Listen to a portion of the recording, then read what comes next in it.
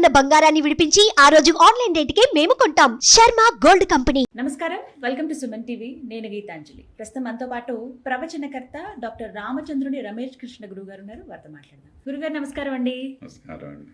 మహాభారతం గురించి మాకు అవగాహన కల్పిస్తూ ఉన్నారు. ఇందులో భాగంగా ఒక్కటి నేను విన్నాను గురుగారు. సాధారణంగా వరుణ యాగం చేస్తే ఖచ్చితంగా వర్షాలు పడతాయి. ఇవి చాలా పవిత్ర స్థలాల్లో ఆ యాగం నిర్వహిస్తూ ఉంటారు. అలాగే భారతంలో విరాట పర్వం చదివినా కూడా వర్షాలు పడతాయట అని అన్నారు. ఇది నిజమేనా అండి? దీనికి ఏమన్నా సాక్ష్యాలు ఉన్నాయా? సాక్ష్యాలు ఉన్నాయా అని అంటే ఆయా సందర్భాల్లో కొన్ని మంచి పనులు జరిగితే అవేదో ఇన్సిడెంటల్గా ఇట్స్ ఎ కో ఇన్సిడెన్స్ అని చెప్పి కొట్టిపారేసేవాళ్ళు కొట్టిపారేయచ్చు కాక, అసలు ఇలా ఒక మంచి పని జరిగినప్పుడు ప్రకృతి ఈ విధంగా ప్రతిస్పందిస్తుంది అనేటువంటిది ఇక్కడ ప్రధానమైనటువంటి ఒక విషయం. అలా జరుగుతుందా లేదా అనేటువంటిది మనం ఆలోచన చేస్తే అది సాధ్యమా కాదా అని చెప్పి మనం అనుకుంటే అప్పుడు విరాట పర్వానికి వర్షానికి సంబంధం ఏంటనేది చూడొచ్చు. మనిషిని యొక్క జీవితాన్ని బట్టే ప్రకృతి యొక్క సౌభాగ్యం ఉంటుంది అనేటువంటిది మనకు ఎంతో మంది కవులు ఎన్నో సందర్భాలు, అంటే ఇది కేవలం ఒక ఆధ్యాత్మికమైనటువంటి విషయమే కాదండి.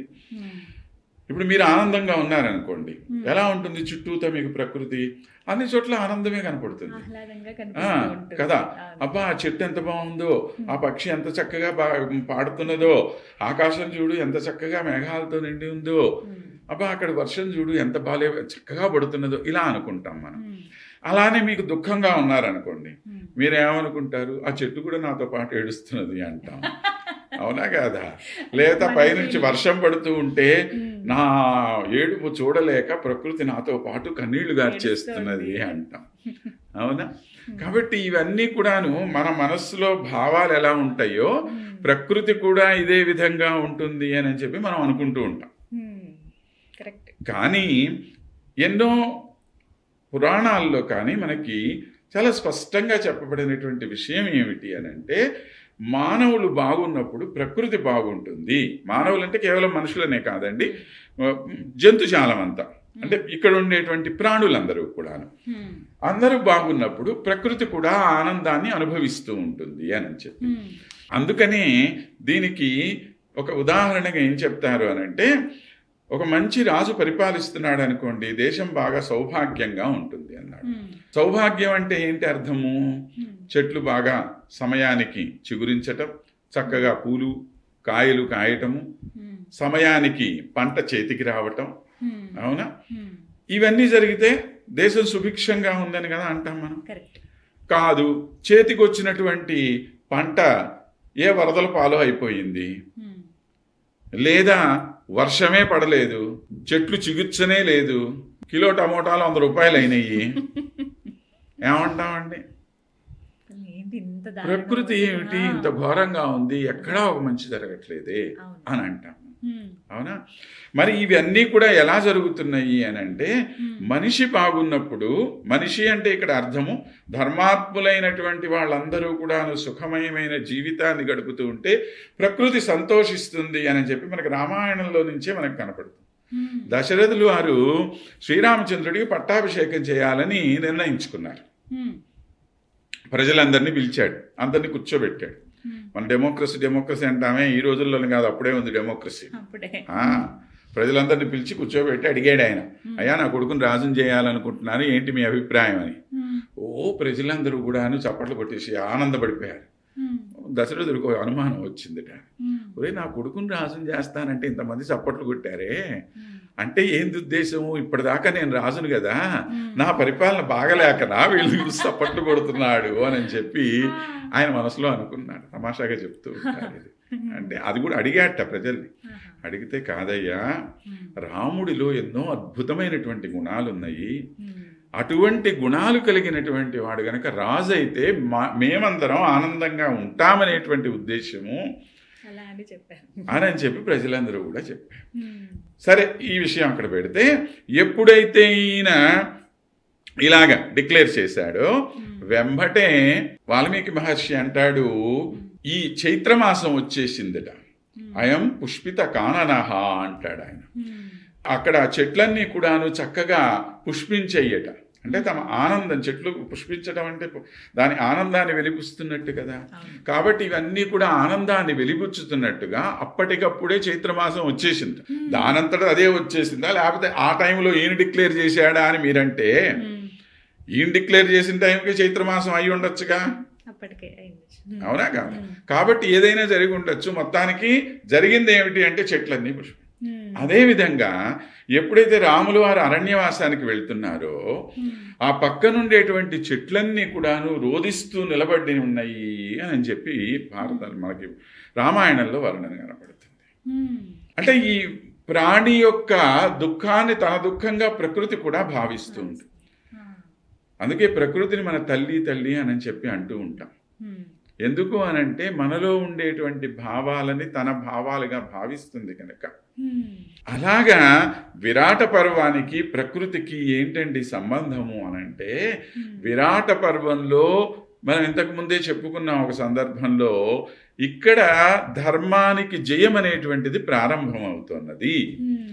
ఎప్పుడైతే ధర్మానికి జయం కలుగుతుందో ధర్మాన్ని ఆచరించే వాళ్ళందరూ కూడా ఆనందంగా ఉంటారు. ఎప్పుడైతే వీళ్ళందరూ ఆనందంగా ఉంటారో ఈ ఆనందంతో ప్రకృతి పులకరిస్తుంది. ఎప్పుడైతే ప్రకృతి పులకరిస్తుందో అప్పుడు వర్షం పడటంలో పెద్ద విశేషం ఏమీ లేదు. ఇప్పుడు మీరు అన్నారు ఇందాక వరుణ యాగం చేస్తే వర్షం పడుతుందంటానికి ఏంది గ్యారంటీ అంటే, దీనికి ఒక సైన్స్ ఉంది దాని వెనకాల. మరి మీరు ఆ యజ్ఞంలో వేసేటువంటి ఆ నెయ్యి కానింటి దాని ద్వారా ఓ చక్కటి మీకు ఆ ధూమం అనేటువంటిది పైకి రావటం, దానితోటి మేఘాలు అనేటువంటివి తయారవటం, ఆ మేఘాలని తాకటం వల్ల మీకు చక్కని వర్షం కురవటం అనేటువంటిది చక్కగా జరుగుతుంది. దానికోసమని మన ఋషులు ఒక యాగం అనేటువంటిది సంకల్పం చేశారు, దాన్ని జరిపిస్తూ ఉన్నారు. కాబట్టి ఇవన్నీ ధర్మాన్ని పాటించడం. అలానే భూలోకంలో కూడాను ధర్మాన్ని పాటించే వాళ్ళు బాగున్నప్పుడు వర్షాలు చక్కగా పడతాయి అని చెప్పి అన్నారు. దీనికి 3 ప్రధానమైన కారకులు చెప్పారండి. ఎలాగూ అనంటే, ఒకటి విశ్వశ్రేయస్సు కోరేటువంటి బ్రాహ్మణుడు, 2 రాజ్యశ్రేయస్సు కోరేటువంటి రాజు, 3 గృహశ్రేయస్సు కోరేటువంటి స్త్రీ. ఈ 3 బాగుంటే 3 వర్షాలు పడతాయిట నెలకి. అంటే ఒక సుభిక్షమైన రాజ్యానికి ఉదాహరణ ఏం చెప్పారంటే, 9 రోజులు ఎండట, 10వ రోజు వర్షంట, మళ్ళీ 9 రోజులు ఎండ, 10వ రోజు వర్షం. అలాగా 9 3 27, 27 రోజులు ఎండ, 3 రోజులు వర్షం. అన్ని వర్షాలు కలిపి ఒక రోజు పడితే ఏమవుతుంది? హైదరాబాద్ అవుతుంది.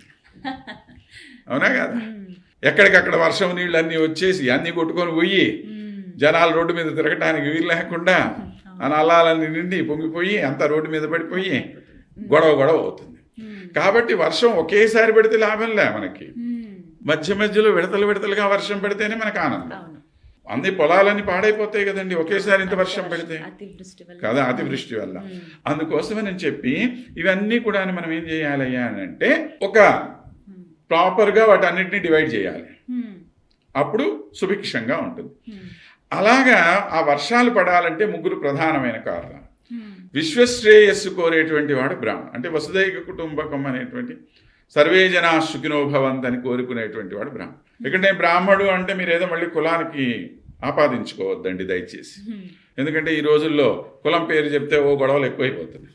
ఇక్కడ బ్రాహ్మడు అనేటువంటిది కులానికి సంబంధించినటువంటి విషయం కాదు. బ్రహ్మవేత్త అయినటువంటి వాడు బ్రాహ్మణుడు అని పెద్దలు చెప్పినటువంటి మాట. అంటే బ్రహ్మజ్ఞానం కలిగినటువంటిది నిజమైనటువంటి జ్ఞానం. వాళ్ళు చేసేటువంటి పని ఏమిటి, చెయ్యాల్సిన పని ఏమిటి అంటే, తాము నేర్చుకున్నటువంటి జ్ఞానాన్ని సమాజం యొక్క హితానికి ఉపయోగించాలి. అలా చేసేటువంటి వాళ్ళు ఎక్కడైతే ఉంటారో అక్కడ మీకు ఒక వర్షం పడుతుంది అన్నాడు. 2వ వర్షము రాజ్యశ్రేయస్సు. రాజుగారు ఏం కోరుకుంటారు? నా దేశం బాగుంటే చాలు అనుకుంటాడు. పక్క దేశం గురించి ఆయనకు అక్కర్లా. బ్రాహ్మడు అలా కాదు, మొత్తం ప్రపంచం బాగుండాలనుకుంటాడు. రాజుగారు నా దేశం బాగుంటే చాలు, కొంతవరకు పరిమితమైన ఇది తన రాజ్యం వరకు అందరూ బాగుండాలనుకుంటాడు. ఇల్లాలు ఏం కోరుకుంటుంది? పక్కింటి వెళ్ళట్టపోతే నాకెందుకు, నా ఇంట్లో వాళ్ళందరూ బాగుంటే చాలు అనుకుంటుంది. ఆమె తన ఒక్కటే కోరుకోదు కదండి. ఎప్పుడు కూడా ఇంట్లో ఉండేటువంటి స్త్రీ వాళ్ళెవరో తన అమ్మ నాన్నో, తన అక్క చెల్లెలు, తన కుటుంబము ఎవరైతే ఉన్నారో, తన భర్త, తన పిల్లలు, వీళ్ళందరూ కూడా బాగుండాలి అని చెప్పి అనుకుంటుంది. మంచి ఆమె అయితే అత్తమామలు కూడా బాగుండాలని కోరుకుంటుంది. అవునా కాదా? కుటుంబం అంటే అందరూ అదే వస్తారు గురువుగారు. సరేనండి, కానీ కొద్దిగా ఎక్సెప్షన్స్ ఉంటాయి కదా. ఓకే. కాబట్టి అందరూ కూడాను బాగుండాలి అంటే తన ఇంటి వరకు, అవును. తన కుటుంబం వరకు బాగుండాలి.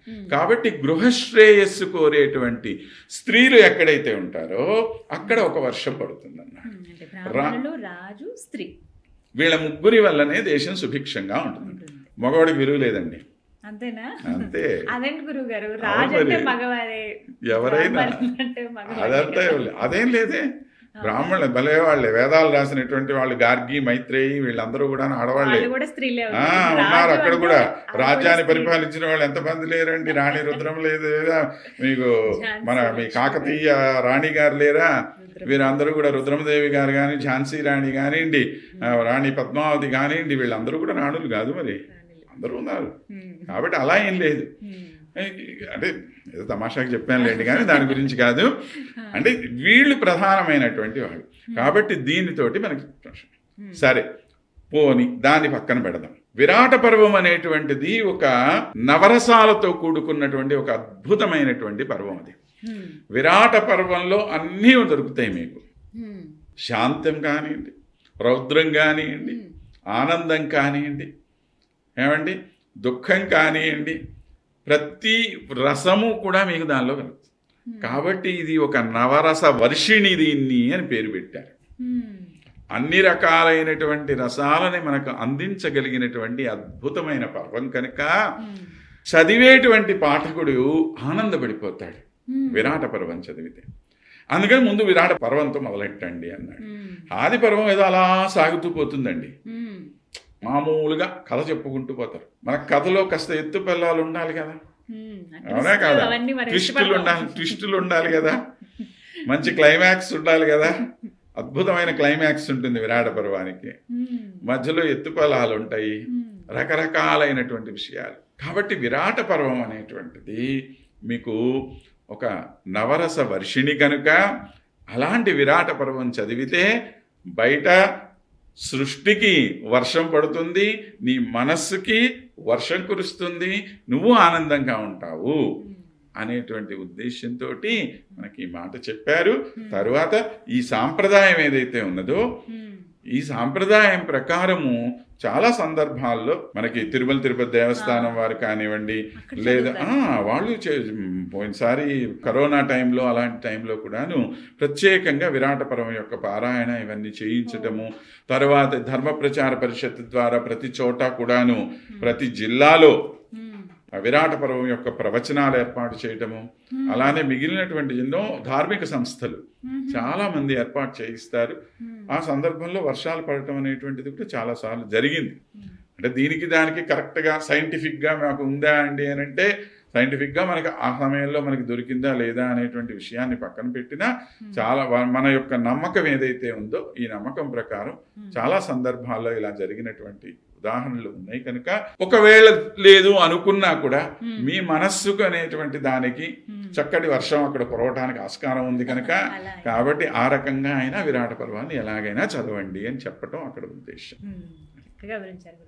నమస్కారం అండి.